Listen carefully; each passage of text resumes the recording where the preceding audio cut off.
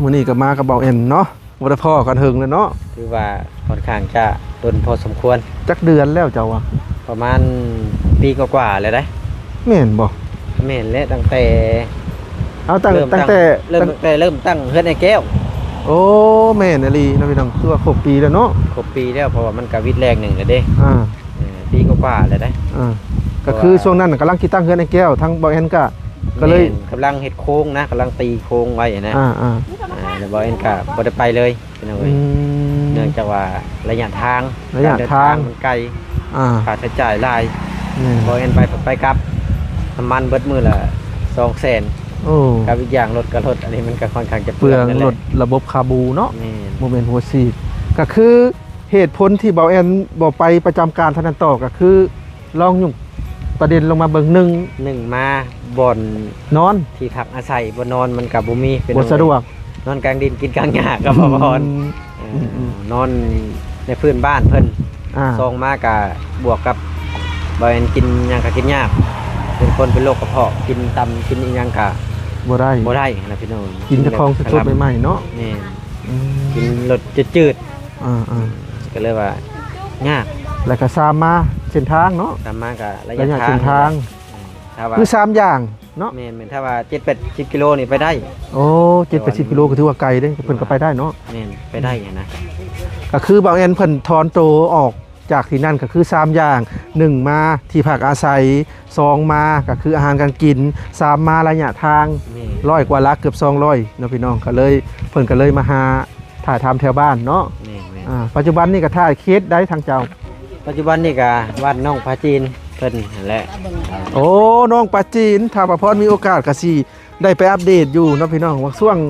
ครบปีปลายแล้วบ่ปี2ปีเลยได้เฮ็ดน้องพระจีน2ปีแล้ว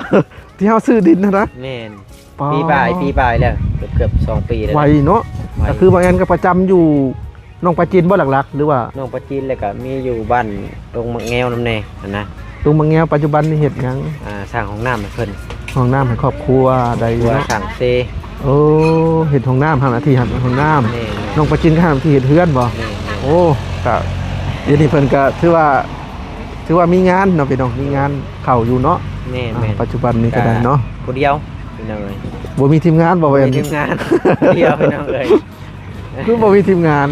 ก็บ่ฮู้คือกันพี่น้องเอ้ยโอ้ไปผู้เดียวคือเก่าส่วนหลายเดินทางผู้เดียวเนาะไปเดียวคือเก่าแต่ก่อนยังว่าไปกับบ่พรเนาะอยู่กันตลอดตะกี้ก็เป็นทีมงานเดียวกันนั่นแหละหลังจากที่ว่า3เหตุผลนี่เพิ่นก็เลยยากออกมา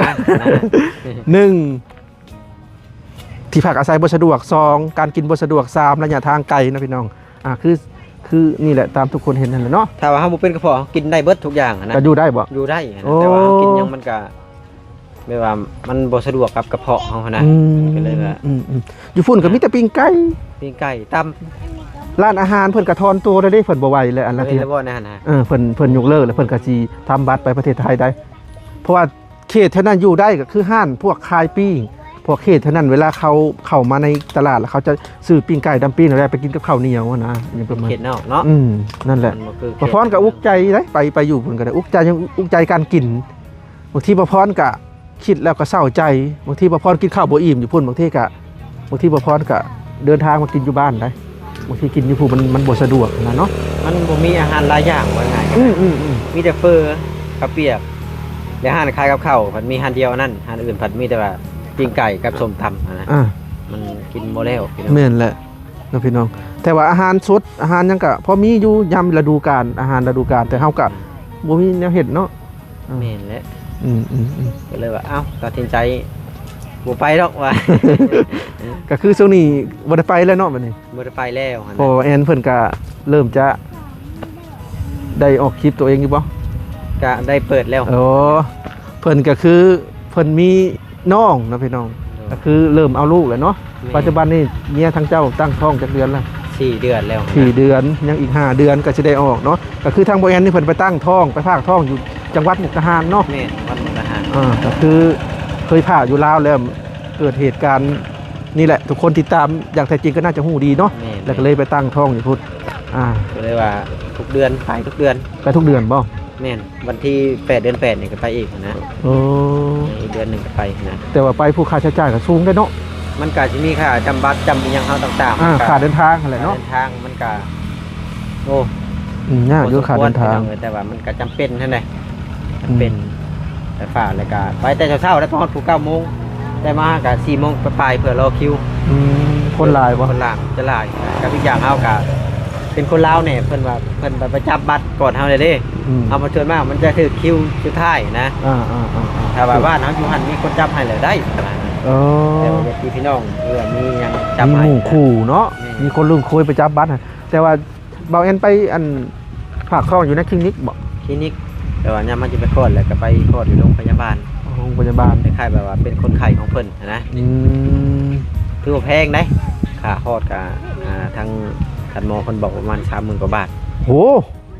30,000 กว่าบาท 30,000 กว่าบาท เพื่อนักเนาะ นัก บ้านเฮาบ่ได้ฮอดได้เนาะ บ้านเฮาน่ะบ่ฮอด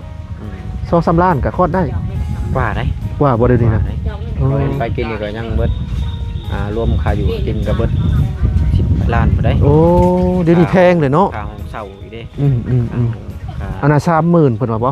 30,000แต่ยังบ่ได้รวมค่ากินของเฮา โอ้ตัวก็ต้องเตรียมเงินเตรียมหยังไรเนาะ แม่นก็เลยว่าพอมันเคยเกิดแบบนั้นแหละบ่แอนก็เลยตัดสินใจมาพุ่นนะ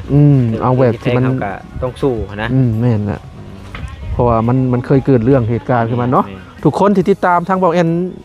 น่าจะฮู้ดีเนาะพี่น้องว่าเป็นจังใดเนาะครบปีแล้วบ่กว่าเลยเนาะ ที่เข้า3 ปีแล้ว โอ้วันเวลาในไวเนาะ ก็2 ปีกับ11 เดือนแล้วได้ โห 2 ปีกับ11 เดือนก็เป็น9นี่ก็3 ปีพอดีนี่